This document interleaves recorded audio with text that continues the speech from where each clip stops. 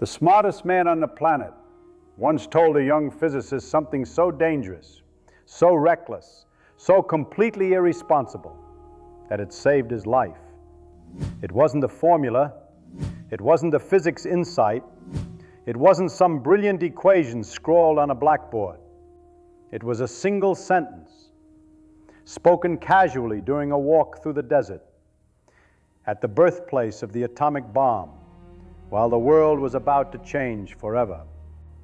And that one sentence rewired how Richard Feynman thought about everything: his work, his grief, his guilt, his entire relationship with reality.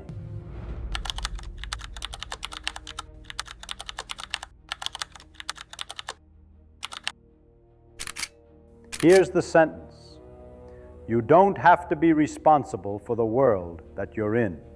11 words, spoken by John von Neumann, arguably the most powerful intellect of the 20th century, to a 24-year-old physicist who was falling apart inside. And you're going to hate this advice. You're going to think it's selfish, irresponsible, maybe even monstrous. Two men who helped build the most destructive weapon in human history, telling each other they don't need to feel responsible. That sounds psychopathic. That sounds like exactly the kind of thing a war criminal would say to sleep at night. But here's what I need you to understand before we go any further. You're reacting to the words. You're not understanding what they actually mean. And there's a massive difference between those two things. What von Neumann told Feynman that day in the New Mexico desert wasn't permission to stop caring. It was permission to stop drowning. And if you don't understand the difference, you'll miss the most important lesson this story teaches. Feynman later said this about that conversation: I have developed a very powerful sense of social irresponsibility as a result of von Neumann's advice. It's made me a very happy man ever since. A very happy man, the guy who helped build the atomic bomb, the guy whose wife was dying while he calculated nuclear yields. He called himself happy, and he credited that happiness to being told he didn't have to carry the world. That should bother you. It should make you uncomfortable. Good, stay uncomfortable, because by the end of this, you're going to understand why von Neumann's warning wasn't reckless. It was the most precise, most honest, most necessary thing anyone could have said to a young genius who was about to be crushed by the weight of what he'd helped create. Let me take you back, 1943, the middle of World War II. There's a place in the New Mexico desert, a mesa surrounded by canyons and scrubland, fenced off from the rest of the world. No address, no phone book listing. If you sent mail there, you addressed it to P.O. Box 1663, Santa Fe, New Mexico. That's it. That's all anyone outside was allowed to know. Behind those fences was the single greatest concentration of scientific genius ever assembled in one place. Oppenheimer, Bohr, Fermi, Bethe, Teller, von Neumann, and one 24-year-old kid from Queens, New York, named Richard Feynman. This wasn't a university. This wasn't a research lab where people published papers and attended conferences.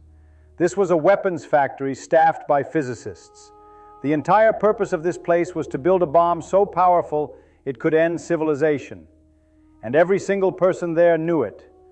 Feynman was the youngest group leader in the theoretical division. Hans Bethe, who ran the division, made him a group leader because the kid was that good. Oppenheimer wrote in a letter that Feynman was, by all odds, the most brilliant young physicist here, and everyone knows this. 24 years old, surrounded by Nobel laureates and future Nobel laureates, doing calculations that would determine whether the bomb would work, how powerful it would be, whether it might ignite the atmosphere and kill everything on Earth. But here's what nobody tells you about Feynman at Los Alamos. While he was building the bomb, his wife was dying. Arlene Greenbaum, his high school sweetheart, the love of his life. She had tuberculosis, and in 1943 there was no cure. She was in a sanatorium in Albuquerque, 100 miles away across the desert. Every weekend, Feynman borrowed a car, sometimes from Klaus Fuchs, who turned out to be a Soviet spy, and drove 2 hours each way to sit with her, to hold her hand, to pretend everything was going to be fine. Think about that for a second. By day, he's solving equations that will determine the yield of a nuclear weapon. By night, he's watching the woman he loves cough blood into a handkerchief. He's 24. He's doing work that will change the course of human history, and he's losing everything that matters to him in the process. That's the man von Neumann pulled aside. That's who needed to hear those 11 words. And that's why they hit so hard. Now let me tell you about the man who said those words. Because you need to understand who von Neumann was before you can understand why what he said mattered so much. You think Feynman was smart? Feynman himself said von Neumann was the greatest mathematician alive. Not one of the greatest, the greatest. And Feynman didn't hand out compliments. Hans Bethe, a Nobel laureate, the head of the theoretical division at Los Alamos, a man who understood genius because he was one, said this about von Neumann. I have sometimes wondered whether a brain like von Neumann's does not indicate a species superior to that of man. Read that again. A Nobel Prize-winning physicist looked at von Neumann and genuinely questioned whether he was the same species as the rest of us. He could multiply 8-digit numbers in his head instantly. He could memorize entire books, page by page, and recite them back years later, word for word. He once entertained a dinner party by reciting the first several pages of A Tale of Two Cities from memory, then casually continued until someone told him to stop. His mind didn't work the way yours does. It didn't work the way most geniuses' minds work. It operated on a level that made other geniuses feel slow. But here's the thing people miss about von Neumann. He wasn't just fast. Lots of people can calculate quickly. Von Neumann was deep.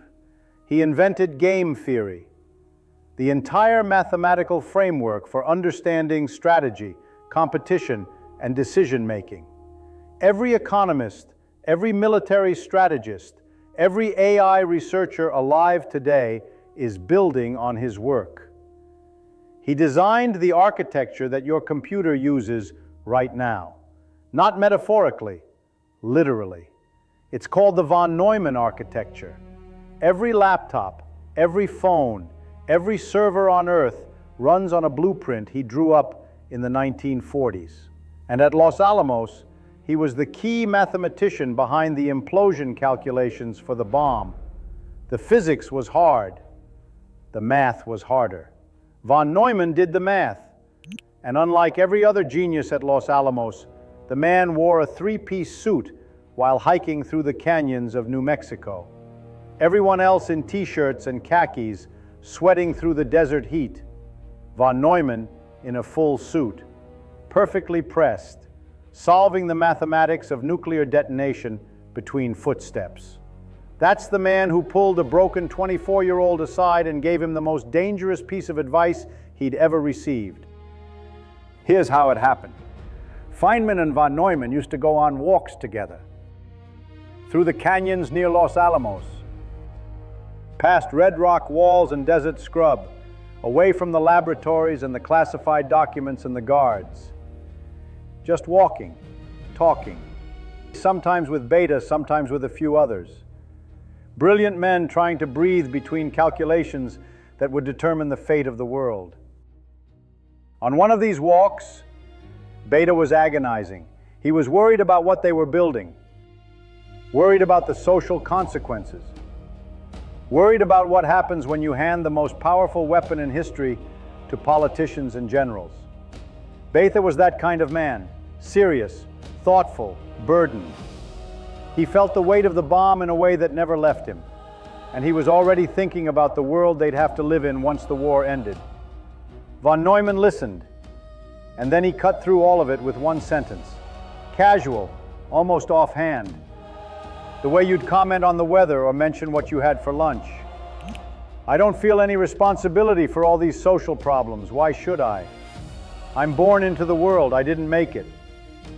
That's it. No lecture. No philosophical framework. No long argument about ethics or duty or the nature of moral obligation. Just a flat, simple statement of fact. I didn't design the world. I didn't choose its problems. And I refuse to carry the guilt of existing inside it. Feynman heard it and something clicked. Not all at once. Not like a switch being thrown. More like a seed dropping into soil. He didn't fully understand it yet. He couldn't have. He was still in the middle of everything, still driving to Albuquerque on weekends, still watching Arlene fade. But the idea lodged itself somewhere deep and it started to grow. Years later, Feynman described what happened. Von Neumann gave me an interesting idea, that you don't have to be responsible for the world that you're in. So I have developed a very powerful sense of social irresponsibility as a result of von Neumann's advice. It's made me a very happy man ever since. But it was von Neumann who put the seed in that grew into my active irresponsibility. Active irresponsibility. Think about those two words together. Not passive, not lazy, not indifferent, active. A deliberate, conscious, ongoing choice to refuse the weight that everyone else insists you carry. Feynman treated it like a discipline. Like democracy, he said, it takes eternal vigilance to maintain. You have to fight for it, you have to protect it, because the world will never stop trying to load you down with obligations you didn't choose. And if you let it, it will crush you. You're horrified right now. Admit it. You're sitting there thinking, these two men helped build the atomic bomb, and they're telling each other they don't have to feel responsible? That sounds psychopathic. That sounds like the kind of moral gymnastics a war criminal performs to sleep at night. Social irresponsibility? From the people who created the weapon that vaporized 2 cities, who watched 100,000 people die in a flash of light. Every instinct you have says this is wrong. Every moral framework you've ever been taught, every lesson from every teacher, every parent, every religious tradition screams the same thing. If you have power, you have responsibility. If you can see suffering, you have an obligation to act. If you helped cause the problem, you damn well better help fix it. And von Neumann and Feynman are standing in the desert, casually agreeing that none of that applies to them. You want to be angry? Good. Hold on to that, because I need you to feel how wrong this sounds before I can show you what it actually means. Here's your problem. You're hearing, I'm not responsible, and translating it into, I don't care. Those aren't the same thing. They're not even close. You're confusing the refusal to carry guilt with the absence of compassion. And that confusion is exactly why most people never understand what von Neumann was really saying. Think about it this way. When you feel responsible for everything, what actually happens? You don't fix everything. You can't. Nobody can. The guilt becomes a weight. The weight becomes paralysis. The paralysis becomes despair. And the despair makes you useless. You end up contributing nothing. Not because you don't care, but because you care so much about everything that you can't focus on anything. Von Neumann saw that trap. He saw it clearly because his mind worked like that, cutting through emotional noise to the structural reality underneath. And the structural reality was this: guilt doesn't produce results. Focus produces results. And you cannot focus while you're drowning in the weight of every problem you didn't create. But you don't believe me yet. You still think this is a convenient excuse for powerful men to dodge accountability. Fine. Let me show you what happened to the men who did carry the weight. Let me show you what responsibility did to the physicists who built the bomb. Then tell me von Neumann was wrong. Arlene died on June 16, 1945. Feynman got the call that her condition was deteriorating. He borrowed a car, drove 100 miles across the desert to Albuquerque, and made it to her bedside. Barely. She stopped breathing. He noted the time on the clock. He noticed the clock had stopped at that exact moment. Later he realized a nurse must have checked it and the mechanism had gotten stuck. Even in the worst moment of his life, his physicist's brain wouldn't let him accept the coincidence without examining it. He didn't cry. Not then. Not for months. The tears came later, unexpectedly, when he walked past a dress shop in Ithaca and thought Arlene would have liked the one in the window. Exactly 1 month after her death, July 16, 1945, Feynman was back at Los Alamos for Trinity, the first test of the atomic bomb. Everyone was given dark welding goggles to watch the detonation from 20 miles away. Feynman refused them. He knew glass blocks ultraviolet light, which is what actually damages your eyes. So he stood behind a truck windshield and watched with his bare eyes. He claims he was the only person who actually saw the explosion. The flash was so bright, he fell to the ground. Then came the rising fireball. Then, a minute and a half later, the sound. Then the heat. Then the celebrations. Everyone was thrilled. Parties everywhere. They'd done it. They'd won the war. Then came Hiroshima. Then Nagasaki. Then the world found out what physics could do to a city. Feynman left Los Alamos in October 1945 and went to Cornell to teach. On his way, he stopped in New York. He walked the streets for hours, block after block, and all he could think was, why is anyone building anything? Why are they constructing bridges? Why are they putting up buildings? Don't they understand that one bomb could turn everything between here and 34th Street into ash? He fell into a deep depression. His wife was dead. His father died the following year. He couldn't do physics. The work that once thrilled him now disgusted him. He felt burned out, hollow, useless. And he wasn't alone. Oppenheimer was drowning in guilt, famously muttering that he had become death. Bethe threw himself into arms control, writing letters to Congress, giving speeches.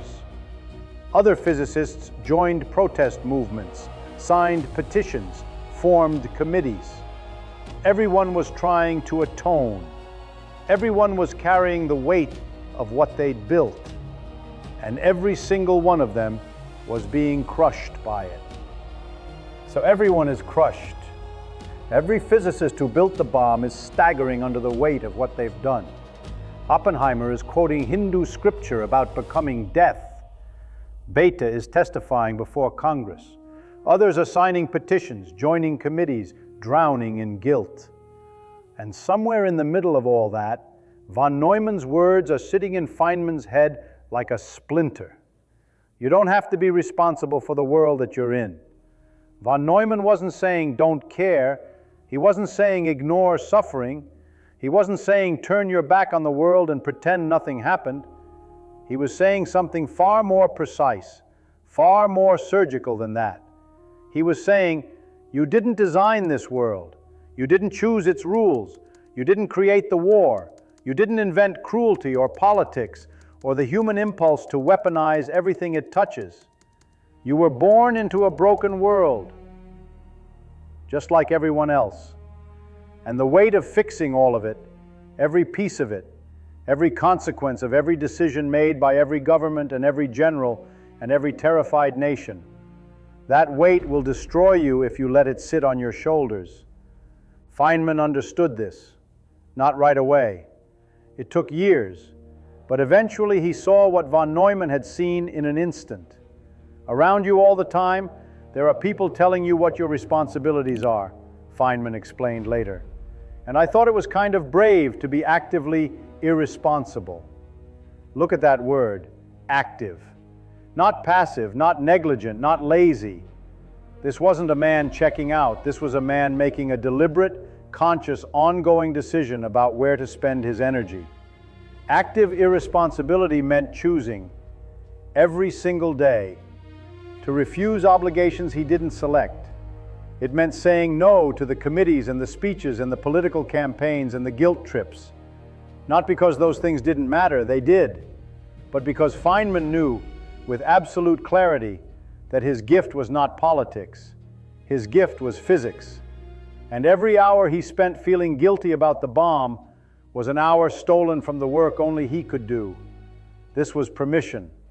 Permission to stop carrying the bomb on his shoulders every single day. Permission to stop apologizing for being brilliant. Permission to go back to being curious, to being playful, to being the kid from Queens who once figured out how water narrows as it falls from a faucet just because he thought it was interesting. This wasn't moral cowardice, this was survival. And what it led to next changed the history of science. If you want to learn more, subscribe to Feynman Physics. See you on the next video.